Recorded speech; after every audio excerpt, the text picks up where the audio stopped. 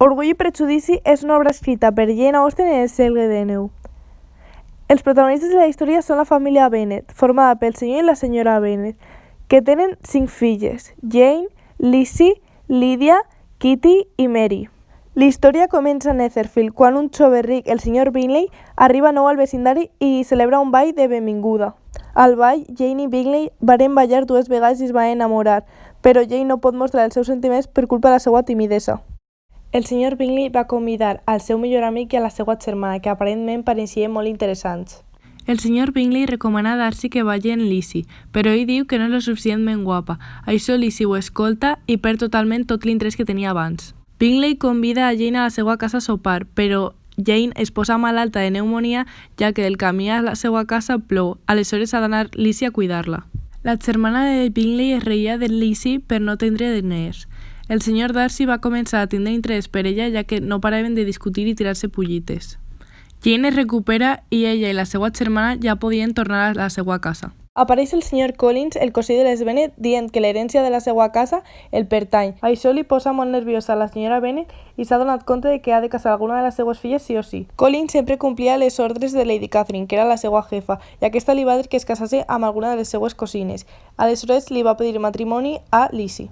Aquesta, evidentment, li va donar carabasses. Lizzie va conèixer al senyor Wickham, un home pel que sentia atracció. Aquest li va contar la seva història del passat amb el senyor Darcy i la seva mala relació. Això va fer que Lizzie s'enamore més. De sobte, un dia Bingley desapareix i se n'anà a Londres sin donar-li a Jane cap explicació en persona. Jane feia com que estava bé, però en realitat estava patint per mal d'amors. Van arribar els oncles de les Bennet i van convidar a Jane que s'anara a Londres amb ells. Mentre, Lizzie queda amb la seva amiga Charlotte i aquesta li diu que es va casar amb el senyor Collins. Lizzie flipa, però entén després que Charlotte no tenia altra opció.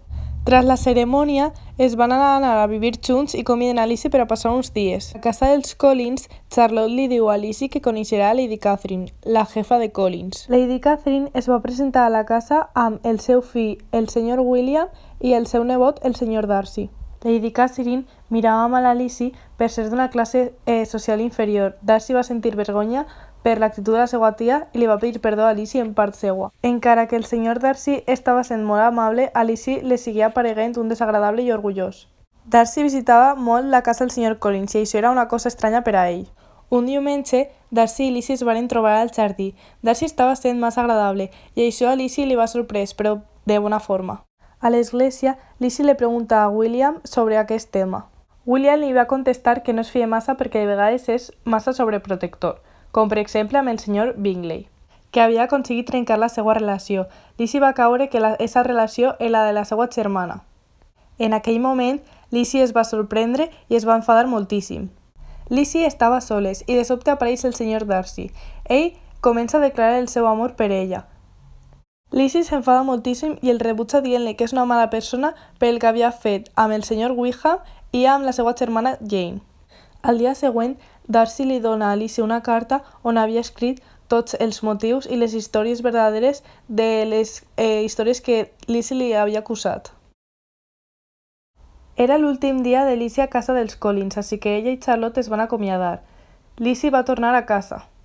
Lizzie no aguantava més, així que li va contar a la seva germana Jane tot el que havia passat amb el senyor Darcy. En la tornada de Lizzie, els seus oncles, els senyors Gardiners, li van convidar a fer amb ells un viatge a Pemberley. Lizzie va acceptar, encara que tenia por, ja que la casa del senyor Darcy estava a prop d'ahir. Els Gardiner van pensar en visitar la casa de Darcy, ja que com era tan gran i luxosa es podien fer visites. Darcy no hi era a la casa, aleshores li va rebre la seva majordoma, la senyora Reynolds, que no parava de dir totes les virtuts i parlar superbé del senyor Darcy. En una de les habitacions estava plena d'estructures de persones cercanes a la vida del senyor Darcy. Fins i tot hi havia una d'ell mateix. Lizzie va sentir una atracció que mai havia sentit per ningú. De sobte va arribar un carruatge els que van baixar, el senyor Darcy i la seva germana. Darcy va ser superamable tant com amb Lizzie com als Gardiner.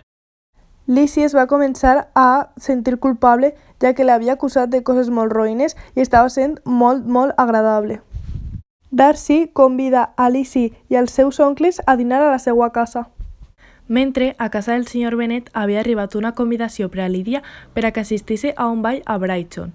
El senyor Wickham també anava a ir. Lídia es va posar eufòrica. Va arribar una carta de Jane a casa del senyor Darcy per a Lizzie, on es deia que Lídia i Wickham s'havien escapat i ningú sabia on estaven. El senyor Bennet es posa molt nerviós i ix a buscar-los. Lizzie torna a casa per estar amb la seva família en aquest moment tan difícil. El senyor Bennet torna sense Lídia ja que no l'havia encontrat. Però arriba una carta del seu oncle on diu que ell sí que sap on està. Lídia es vol casar amb Wickham i aquest demana molt poc diner, cosa que sorprèn a tot el món. Es va celebrar la cerimònia a la que van assistir el senyor Gardiners. Lídia va tornar a casa per a contar-li a la seva família tots els detalls. Al sopar, mentre Lídia estava contant el que havia passat a la seva boda, va mencionar el senyor Darcy. Lizzie es va sorprendre, ja que no sabia per què el senyor Darcy havia anat a la seva boda, però aquesta no li pot contar ja que era un secret i el senyor Wickham s'enfadaria molt. Aleshores, Lizzie li pregunta a la seva tia i aquesta li contesta que Darcy va ser el que va trobar a la seva germana i el que va pactar amb Wickham per a que es casassi amb ella. Bingley torna a la casa dels Bennet perquè volia veure a Jane. Bingley li demana perdó per haver-se anat i li declara el seu amor proposant-li matrimoni. Jane va acceptar.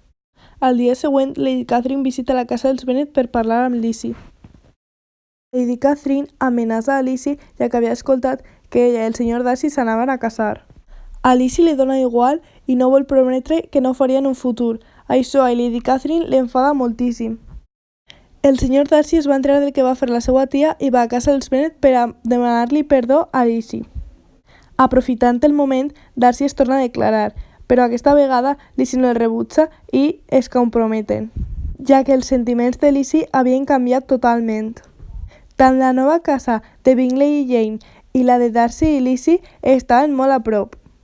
Finalment, la història acaba quan Lídia li demana a Lizzie que deixi el seu orgull i li doni un poc d'ajudes econòmiques.